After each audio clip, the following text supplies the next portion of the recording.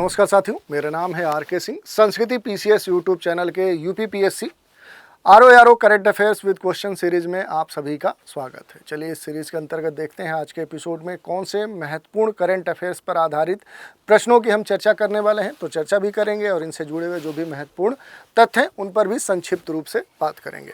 चर्चा में आगे बढ़ने से पहले आप सभी के लिए एक सूचना है। संस्कृति आईएएस के द्वारा गणतंत्र दिवस के अवसर पे एक बड़ा ही महत्वपूर्ण डिस्काउंट ऑफर प्रदान किया जा रहा है। इस डिस्काउंट ऑफर के तहत यूपीएससी फाउंडेशन जो कोर्स हैं इनके लाइव कोर्स पर 50% का डिस्काउंट प्रदान किया जा रहा है। जिन कोर्स पर ये डिस्काउंट आपको मिल सकता है उसमें शामिल जो कोर्स हैं यूपीएससी जीएस पीटी और मेंस का है, जिसके लिए निर्धारित जो फ़ी है वो 1,10,000 है, लेकिन अब 50% के डिस्काउंट के बाद ये केवल आपको 55,000 रुपये में प्रदान की जाएगी। दूसरा जो कोर्स है वो यूपीएससी जीएस और सीसेट का है। पीटी मेंस का पूरा कवरेज इसमें दिया जाता है और इसके लिए जो निर्धारित फ़ी है वो 1,20,000 रुपये है, लेकिन अब डिस्काउंट के बाद ये केवल आपको 60,000 में मिल सकता है। तीसरा जो कोर्स है वो वीओडी कोर्स है। यूपीएससी जीएस पीटी और मेंस का पूरा कवरेज इसमें मिलता है और इसके लिए जो निर्धारित फ़ी है वो 1,00,000 है, लेकिन अब डिस्काउंट के बाद ये केवल 50,000 में आपको प्राप्त हो सकता है। कोर्स के कुछ खास की फीचर्स हैं, जैसे कोर्स की जो वैलिडिटी है वो 3 वर्षों तक है। इन अंतराल में आप असीमित बार देख सकते हैं, ये सुविधा आपको प्रदान की जाती है। प्रत्येक जो सब्जेक्ट हैं, जो खंड हैं, उन पर प्रिंटेड क्लास नोट्स भी आपको प्रोवाइड किए जाते हैं। इसके अलावा पीटी और मेंस को ध्यान में रखते हुए नियमित जो टेस्ट हैं वो आपके संचालित होते हैं और संस्कृति आईएएस की जो मंथली मैगजीन है वो भी आपको इन कोर्स के तहत प्रोवाइड की जाती है। एक खास बात है, इसके लिए डेडलाइन है 26 से 30 जनवरी। इसके बाद ये जो डिस्काउंट ऑफ़र है ये वैलिड नहीं होगा, तो आपको ध्यान देना है। इसके अलावा अगर और कोई जानकारी चाहिए तो संस्कृति आईएएस की जो वेबसाइट है वहाँ विजिट करके संबंधित जानकारी प्राप्त कर सकते हैं, या फिर जो भी संस्कृति आईएएस का इंक्वायरी नंबर है उस पर कॉल करके आप अपने शंका समाधान कर सकते हैं। चलिए देखते हैं आज के एपिसोड का पहला प्रश्न है। पहला प्रश्न क्या कह रहा है कि निम्नलिखित में से सही कथन का चयन कीजिए। पहला कथन देखते हैं। हाल ही में खबरों में रहा क्रिस्टल मेज 2 वायु से प्रक्षेपित की जाने वाली बैलिस्टिक मिसाइल है, ये कथन दिया गया है। दूसरा है, हाल ही में नवाफ सलाम को अंतर्राष्ट्रीय न्यायालय का नया अध्यक्ष नियुक्त किया गया है। पूछा जा रहा है कि कौन से कथन सही है। तो देखिए दोनों ही कथन सही हैं। पहला, क्योंकि हाल ही में खबरों में रहा जो क्रिस्टल मेज 2 है ये वायु से प्रक्षेपित की जाने वाली बैलिस्टिक मिसाइल है, जिसे खास तौर पे देखें तो किसने विकसित किया है, तो इसे विकसित करने वाला जो देश है वो इजराइल है, तो ये आप ध्यान दीजिएगा। इसके अलावा देखें तो इस मिसाइल को खास तौर पे रॉक्स के नाम से भी जाना जाता है, तो ये भी आप ध्यान रख सकते हैं। तो पहला कथन सही है। दूसरे की बात करें तो हाल ही में नवाफ सलाम को अंतर्राष्ट्रीय न्यायालय का नया अध्यक्ष नियुक्त किया गया है। तो देखिए नवाफ जो सलाम है ये कहाँ से संबंधित है, तो ये लेबनान से संबंधित है, लेबनान से संबंधित है और इन्हें 3 साल के अवधि के लिए अंतर्राष्ट्रीय जो न्यायालय है उसका अध्यक्ष चुना गया है। तो दूसरा जो स्टेटमेंट है ये भी सही है और इस आधार पर सही जो विकल्प होगा वो सी हो जाएगा। दूसरा प्रश्न देखते हैं। निम्नलिखित में से सही कथन का चयन कीजिए। पहला स्टेटमेंट है कि माउंट एवरेस्ट को फतह करने वाली सबसे कम उम्र की जो महिला है वो ज्योति रात्रे है, और दूसरा कथन है माउंट एवरेस्ट पे चढ़ने वाली सबसे उम्र दराज जो भारतीय महिला है वो काम्या कार्तिकेयन है। तो ये 2 नाम दिए गए हैं और इनके बारे में ये प्रश्न पूछा जा रहा है। सही उत्तर का चुनाव करना है कि निम्नलिखित में से सही कथन कौन से हैं, तो ये दोनों ही कथन गलत हैं। जो माउंट एवरेस्ट है उसको फतह करने वाली सबसे कम उम्र की जो महिला है वो काम्या कार्तिकेयन है। तो देखिए ये सबसे कम उम्र की कह सकते हैं, सबसे कम उम्र की माउंट एवरेस्ट को कहीं ना कहीं फतह करने वाली महिला है।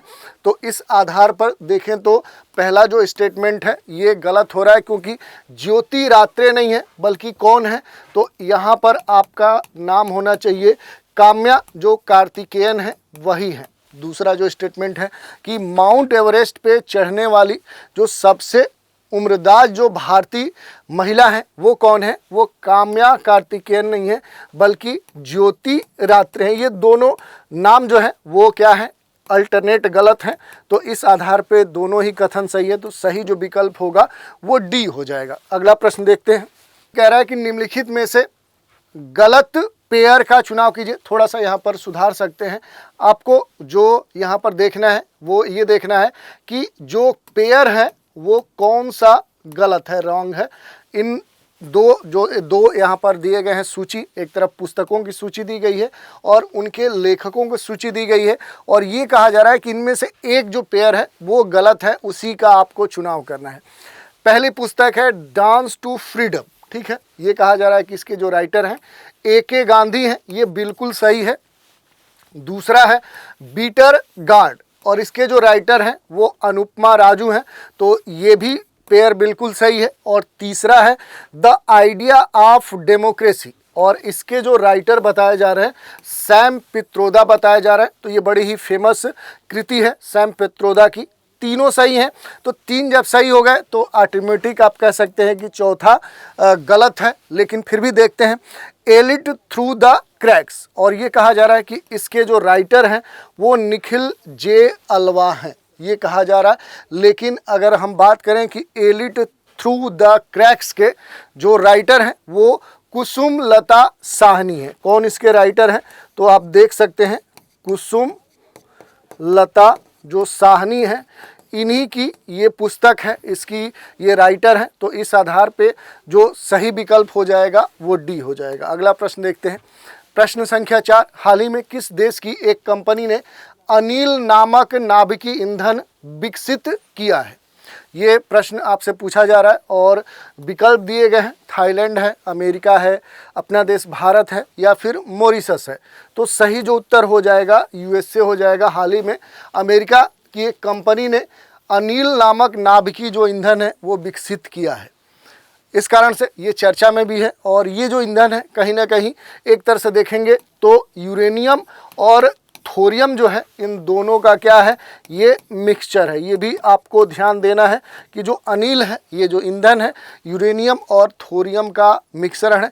अनिल का जो पूरा नाम है वो advanced nuclear energy for industrial life है। ये जो नाम है भारतीय वैज्ञानिक डॉक्टर जो अनिल काकोदर हैं उन्हीं के नाम पर कहीं ना कहीं उन्हें कह सकते हैं कि सम्मान देने के दृष्टिकोण से रखा गया।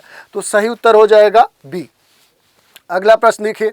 निम्नलिखित में से सही कथन का चयन कीजिए। यहाँ पर दिया गया है स्टेटमेंट 2, विश्व स्वास्थ्य संगठन के द्वारा डिजिटल हेल्थ पर ग्लोबल इनिशिएटिव लॉन्च किया गया है। और दूसरा कथन है प्रधानमंत्री नरेंद्र मोदी ने भारत के दूसरे स्पेस पोर्ट की आधारशिला कर्नाटक में रखी है।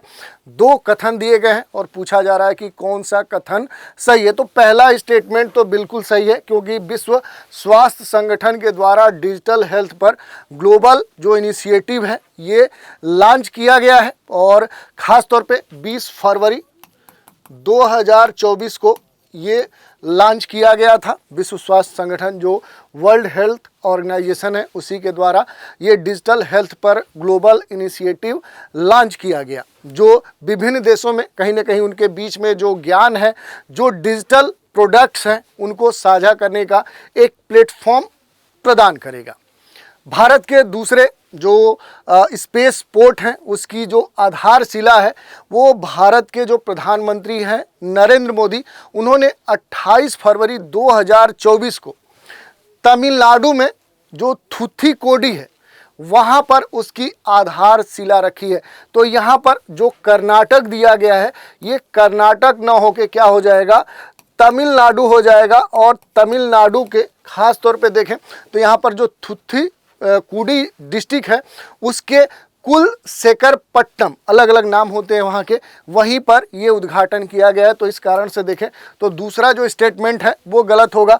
और ये खास तौर पे जो स्पेस पोर्ट की बात हो रही है तो ये जो पोर्ट है ये भारतीय अंतरिक्ष अनुसंधान जो संगठन है, जो इसरो है, कहीं ना कहीं इसरो का ये दूसरा स्पेस पोर्ट है, तो इस कारण से ये जो इंफॉर्मेशन है ये आपके लिए महत्वपूर्ण हो जाती है।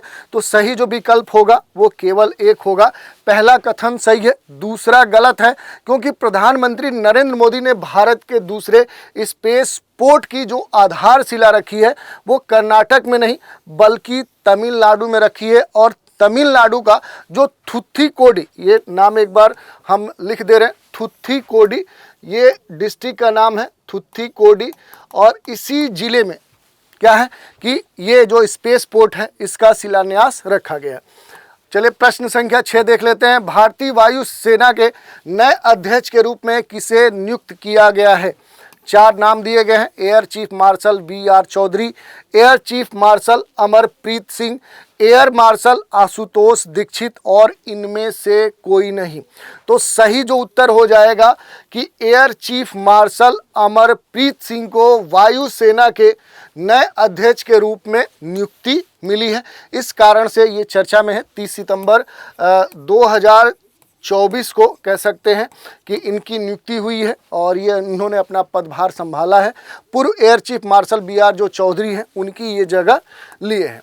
अगला प्रश्न है, हाल ही में चर्चा में रही महत्वपूर्ण फिल्म जो लापता लेडीज है, इसके निर्देशक डायरेक्टर कौन है? नाम दिए गए हैं, बिमल रॉय हैं, संजय लीला भंसाली हैं, रोहित शेट्टी हैं, किरण राव है। तो देखिए काफ़ी चर्चा में रही फिल्म है और इस फिल्म लापता लेडीज़ के जो डायरेक्टर हैं, जो निर्देशक हैं वो किरण राव हैं। और 97 जो फिल्म पुरस्कार 2025 है, 97 जो फिल्म फेस्टिवल 2025 है, कहीं ना कहीं इस फिल्म फेस्टिवल के अंतर्राष्ट्रीय फीचर फिल्म श्रेणी में भारत की ये आधिकारिक प्रविष्टि थी लापता लेडीज। तो ये हमने देख लिया। अगला प्रश्न देखिए, प्रश्न संख्या 8, निम्नलिखित में से सही कथन का चयन कीजिए। मिस यूनिवर्स इंडिया 2024 का ग्रैंड फिनाले मुंबई में आयोजित हुआ, ये स्टेटमेंट है। दूसरा है, इस प्रतियोगिता की विजेता आलिया सलीम बनी। तो स्टेटमेंट दिए गए हैं, सही उत्तर का चुनाव करना है। तो सही जो उत्तर होगा कि निम्नलिखित में से कौन से कथन सही है? तो दोनों ही कथन कहीं ना कहीं सही नहीं है, यानी गलत है। देखिए, मिस यूनिवर्स इंडिया 2024 की ग्रैंड फिनाले कहाँ पर हुआ? तो ये मुंबई में नहीं हुआ, बल्कि ये कहाँ पर हुआ, यानी कि महाराष्ट्र में नहीं हुआ, बल्कि ये कहाँ पर हुआ? तो ये राजस्थान में हुआ। राजस्थान का जो जयपुर है, जयपुर जो शहर है वहाँ पर हुआ। इस कारण से जो पहला स्टेटमेंट है वो गलत है। दूसरा कह रहा है कि इस प्रतियोगिता की विजेता आलिया सलीम बनी। तो इस प्रतियोगिता की जो विजेता है वो रिया सिंघा बनी है। कौन बनी है? रिया सिंघा बनी है। और इस कारण से दोनों कथन गलत हैं। तो सही जो विकल्प होगा वो डी होगा। चलिए देख लेते हैं प्रश्न संख्या 9 क्या कह रहा है कि 70वें राष्ट्रीय फिल्म पुरस्कार जो कि वर्ष 2022 के लिए है, किसे सर्वश्रेष्ठ अभिनेता घोषित किया गया है? जो नाम दिए गए हैं, शाहरुख खान है, विक्रांत मैसी है, ऋषभ शेट्टी है, रणबीर कपूर है। सही उत्तर का चुनाव करना है। तो जो सही उत्तर होगा वो सी होगा, ऋषभ शेट्टी। वर्ष 2022 की बात हो रही है। 2022 के 70वें राष्ट्रीय फिल्म पुरस्कार में देखें तो ऋषभ शेट्टी को फिल्म कांतारा, कौन सी फिल्म? कांतारा के लिए कहीं ना कहीं अभिनय के अंतर्गत देखें तो सर्वश्रेष्ठ अभिनेता का पुरस्कार प्रदान किया गया है। अगला प्रश्न है 10, निम्नलिखित पुस्तकों पर विचार करें और उनके लेखक के गलत जोड़े का चयन करें। एक तरफ देखेंगे तो आपको यहाँ पर बुक और उनके राइटर के पेयर दिए गए हैं। ये पूछा जा रहा है कि इनमें से कौन सा पेयर है जो कहीं ना कहीं सही सुमेलित नहीं है। देख लेते हैं। Thoughts of Gaza for from Gaza, Saumyabrata Chaudhary, ये बुक है और किसके द्वारा लिखी गई है? सौम्यव्रत चौधरी। तो ये बिल्कुल सही है। दूसरा है लॉन्ग आइलैंड, किसके द्वारा लिखा गया ये पुस्तक है?